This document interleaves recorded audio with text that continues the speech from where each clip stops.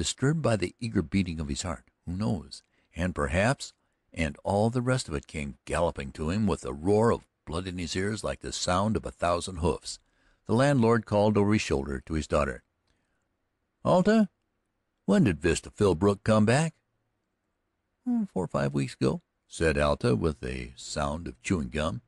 4 or 5 weeks ago, the landlord repeated, as though Alta spoke a foreign tongue and must be translated.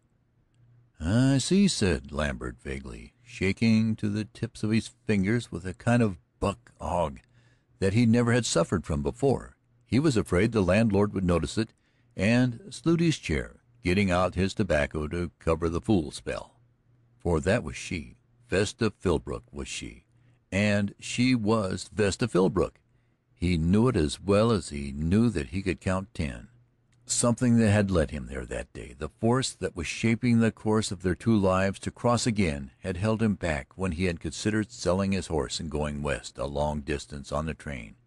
He grew calmer when he had the cigarette lit. The landlord was talking again. "Funny thing about Vesta coming home, too," he said, and stopped a little as if to consider the humor of it. Lambert looked at him with a sudden wrench of the neck. Which?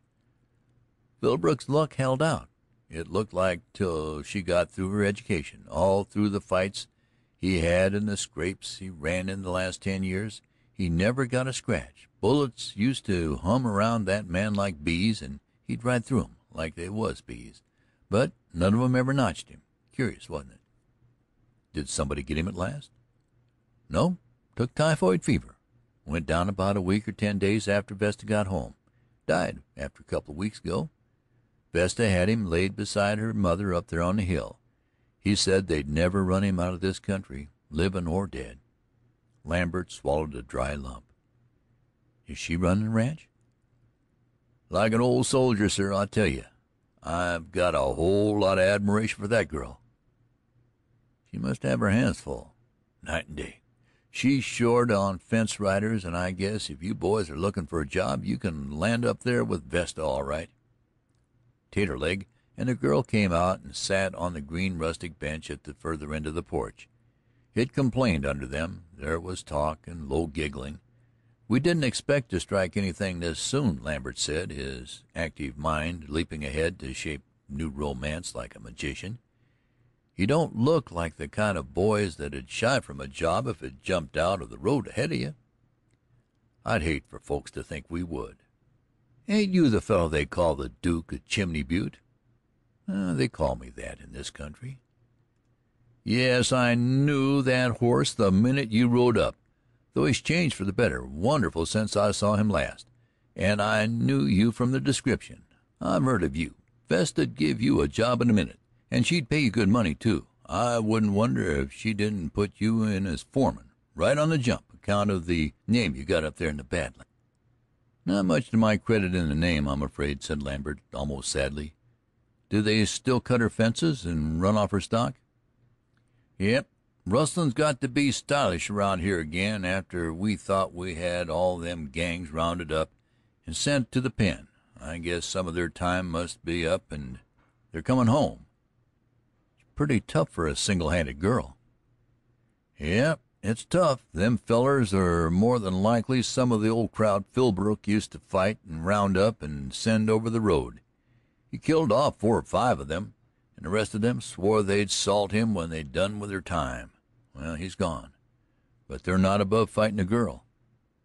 "It's a tough job for a woman," said Lambert, looking thoughtfully toward the white house on the mesa. "Ain't it, though?" Lambert thought about it a while, or appeared to be thinking about it, sitting with bent head, smoking silently, looking now and then toward the ranch house, the lights of which could be seen. Alta came across the porch presently, Taterleg attending her like a courtier. She dismissed him at the door with an excuse of deferred duties within. He joined his thoughtful partner. "Better go up and see her in the morning," suggested Wood, the landlord. "Think I will, thank you."